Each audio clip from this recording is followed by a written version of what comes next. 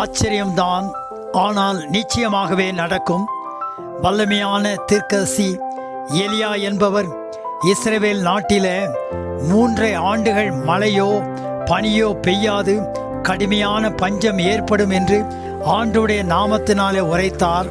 அந்த கொடிய பஞ்ச காலத்திலும் தமது ஊழியக்காரராகிய எலியாவை பார்த்து ஆண்டவர் சொன்னார், நீ கேரித்த ஆற்றண்டை போம், அந்த தண்ணீரை குடி, மற்றும் காலையிலும் மாலையிலும் உன்னை அப்பத்தினாலும் மாംസத்தினாலும் போஷிப்பதற்கு காகங்களுக்கு கட்டளையிட்டேன் என்றார்.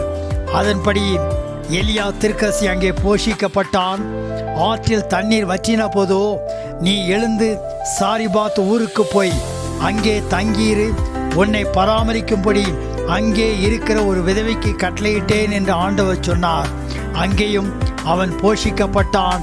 ஆண்டவருடைய கட்டளைப்படியே நடந்தது. நம்முடைய வாழ்விலும் வேலை, தொழில், படிப்பு, சுகம், எதிர்பார்க்கிற காரியங்கள், நாம் ஆயத்தப்படுகிற காரியங்களை கர்த்தர் கட்டளையிடும்போது அது நிச்சயமாகவே அவைகள் நமக்கு நிறைவேறும்.